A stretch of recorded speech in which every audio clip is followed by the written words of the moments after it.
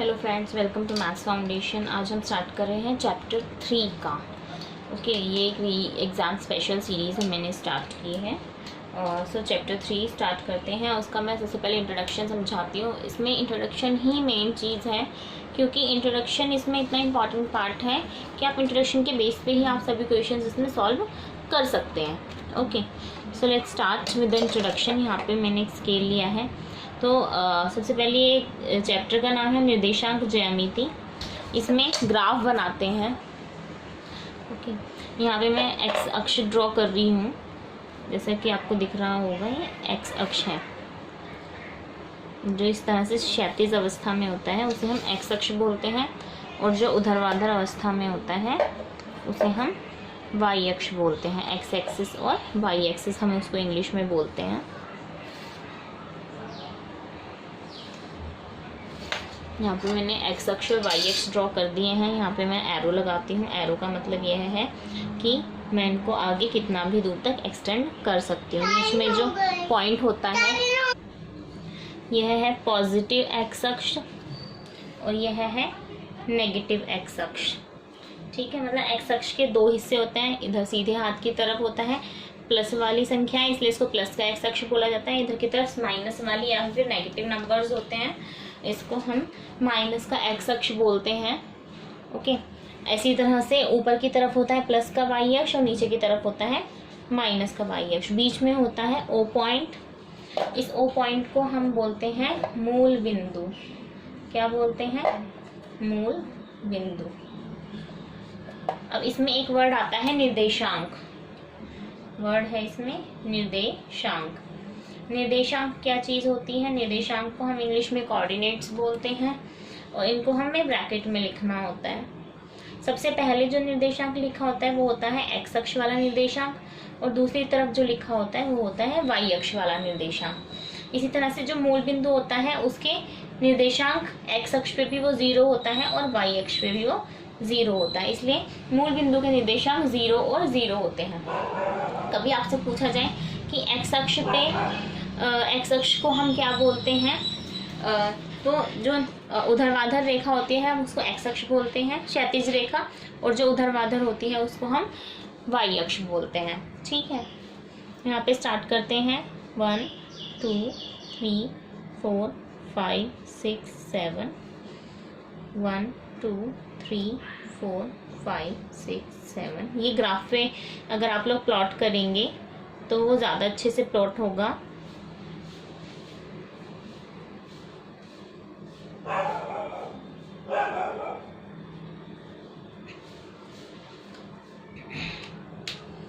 और इनके नाम दे देते हैं नंबर्स 1 2 3 4 5 6 7। ये प्लस के थे, ये माइनस के हैं। 1 माइनस का, 2 -3 -4। अब इसी तरह से वाई एक्सिस के लिए हम देखते हैं। वाई एक्सिस है 1 2 3 4 5 6 7। अब हम इधर से नेगेटिव वाई एक्सिस इसलिए नेगेटिव पॉइंट शुरू होंगे। -1 -2 -3 -4 -5 -6 -7। ठीक है, तो इस तरह से आपको ग्राफ बनाना तो समझ आ गया। हमेशा इसी तरीके से ग्राफ बनता है और इस तरह से इनके कोऑर्डिनेट्स भी लिखे जाते हैं बिल्कुल करेक्ट मेथड में। आप अगर ग्राफ पेपर बनाएंगे तो आपको एक एक ब्लॉक को एक एक पॉइंट का नाम देना पड़ेगा। ओके, अब नेक्स्ट जो पॉइंट आता है वो आता है चतुर्थांश। नेक्स्ट वर्ड है चतुर्थांश। चतुर्थांश क्या होता है? चतुर्थांश होते हैं, इसके 4 पार्ट्स को हमने चतुर्थांश का नाम दिया है, यानी कि चौथा अंश। इसके कितने पार्ट्स हैं? 4 पार्ट्स हैं। पहला चतुर्थांश है ये, देखिए स्टार्ट होता है प्लस प्लस वाले से हमेशा। ठीक है, या फिर आप कह सकते हैं एल की शेप वाले से पहला चतुर्थांश स्टार्ट होता है। फिर इधर दूसरा चतुर्थांश, इधर तीसरा चतुर्थांश और इधर चौथा चतुर्थांश। कितने चतुर्थांश हो गए हैं यहाँ पे? 1 2 3 एंड 4। ओके, यहाँ पे हमारे पास 4 चतुर्थांश हैं। चारों चतुर्थांश के लिए कुछ पर्टिकुलर पॉइंट्स होते हैं, इसमें ये बताना होता है हमको कि इसमें x प्लस का है या फिर y, इसके भी हम कोऑर्डिनेट्स बनाते हैं, यानी कि इसके हम निर्देशांक बनाएंगे। देखिए फर्स्ट चतुर्थांश में x प्लस में है, y भी प्लस में है, तो फर्स्ट चतुर्थांश में दोनों ही किस में होता है, प्लस में। सेकंड चतुर्थांश क्या है, देखिए x किस में है यहाँ पे, माइनस में, और y किस में है, प्लस में। x तो माइनस का हो गया और y प्लस का हो गया। थर्ड चतुर्थांश में देखो x किस में है, माइनस में, और y भी माइनस में। इसी तरह से थर्ड चतुर्थांश में x होता है माइनस और y भी माइनस। फोर्थ चतुर्थांश में x देखिए प्लस और y माइनस, x प्लस का और y माइनस का होता है। तो यहाँ पे आपको समझ आ गया होगा चतुर्थांश का और निर्देशांक का मेथड, ठीक है। अब यहाँ पे जैसे कि आप देख सकते हैं कि मैंने ग्राफिक बनाया हुआ है और उसके रिलेटेड ही कुछ क्वेश्चंस भी लिखे हैं। So let's start solving questions. सबसे पहले यहाँ पे मैंने 2 पॉइंट्स लिखे हैं स्टार में।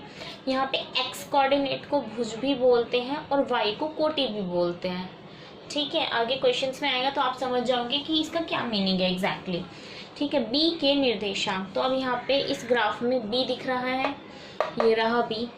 अब हम b के निर्देशांक फाइंड करने हैं। आपको पता होगा तो निर्देशांक में सबसे पहले x लिखा जाता है, फिर y लिखा जाता है।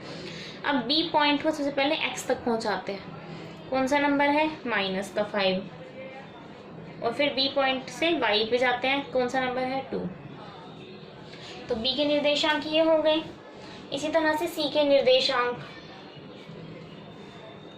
अब c पॉइंट कहाँ है, ये रहा। c से x पे चलते हैं, कितना आता है, 5, और c से y पे चलते हैं, कितना आता है, माइनस का 5,